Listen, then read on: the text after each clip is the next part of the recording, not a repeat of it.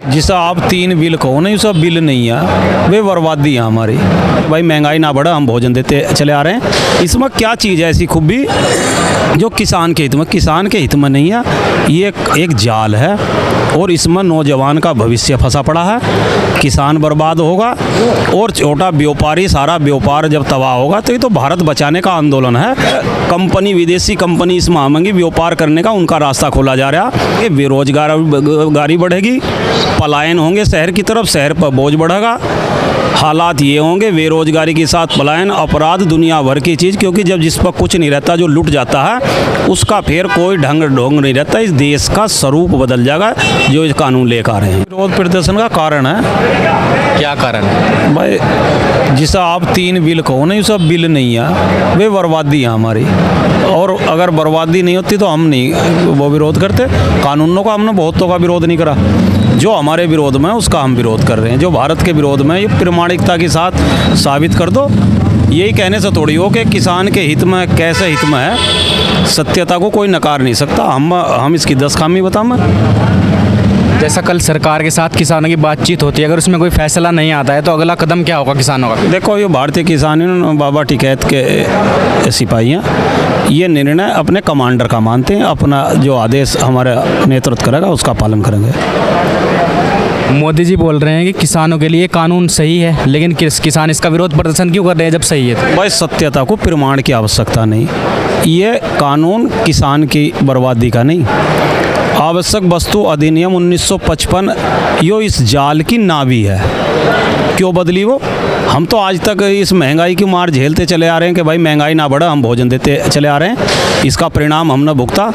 यानी सरकारी दस्तावेज है, OCD की रिपोर्ट पढ़ लो, यानी किसान कितना घाटे में गया है। जो सरकारी दस्तावेज, अब मान लिया ये कल के दिन को उसका जमाखोरी का लिमिटेशन जब हट जाएगी, तो व्यापार इस तरीके से नहीं होता कि किसी को बिल्कुल छूट दे दी जा। हमें क्यों उससे वंचित रखा? किसान को उसकी फसल के दाम अब तक क्यों नहीं मिले?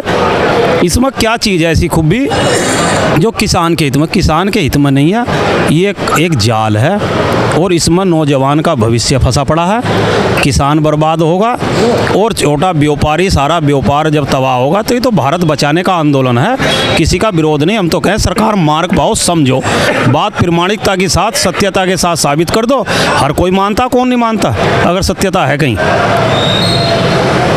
हमारे दर्शकों को आप इतना बता दीजिए कि इस कानून से जो नुकसान होगा हमारे दर्शकों को, एक बार वो बता दीजिए, क्या नुकसान होगा इस कानून से? देखो, इस कानून की आड़ में मैं जाल इस वजह से किया, जो कॉन्ट्रैक्ट फार्मिंग एक कानून, उसके पीछे दूसरी चीज़ छिपी हुई है। कल बीज अधिनियम बदला जाएगा और जब बीज का मालिक किसान नहीं रहेगा तो फिर कृषि का मालिक। एक बात। दूसरी बात, आवश्यक वस्तु अधिनियम के जो भंडारण की सीमा खत्म करी है, इस सब महंगाई तो बढ़ेगी। हमारी चीज़ 2 रुपए की कल 200 रुपए में अगर बिकेगी, उसकी है कोई रोकने की व्यवस्था? क्या उसमें कहीं हमारी कोई भागीदारी? अगर हम सब व्यापार कर रहे हैं, क्या हम उसमें लाभांश देंगे? ये तो ये चीज़ यो है कि कल मान लिया इसी को लेकर कंपनी, विदेशी कंपनी इस महामंगी व्यापार करने का उनका रास्ता खोला जा रहा है। जो ये छोटे दुकानदार, 5-6 करोड़ दुकानदार हैं, ये कहाँ जाएंगे? बेरोजगारी बढ़ेगी, पलायन होंगे शहर की तरफ, शहर पर बोझ बढ़ेगा। हालात ये होंगे बेरोजगारी के साथ पलायन, अपराध, दुनिया भर की चीज़, क्योंकि जब जिस पर कुछ नहीं रहता, जो लूट जाता है, उसका फिर कोई ढंग ढोंग नहीं रहता। इस देश का स्वरूप बदल जाएगा जो इस कानून लेकर आ रहे हैं। जिस आप 3 बिल कहो ना, ये सब बिल नहीं है, वे बर्बादी है हमारी। भाई महंगाई ना बढ़ा, हम भोजन देते चले आ रहे हैं। इसमें क्या चीज़ है ऐसी खूबी जो किसान के हित में नहीं है। ये एक जाल है और इसमें नौजवान का भविष्य फंसा पड़ा है। किसान बर्बाद होगा और छोटा व्यापारी, सारा व्यापार जब तबाह होगा, तो ये तो भारत बचाने का आंदोलन है।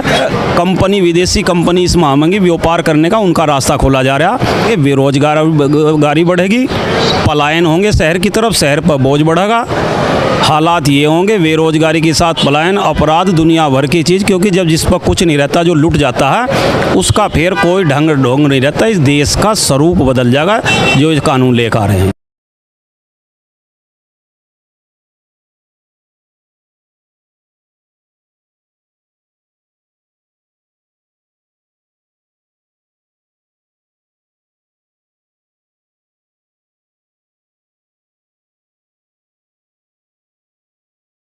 है।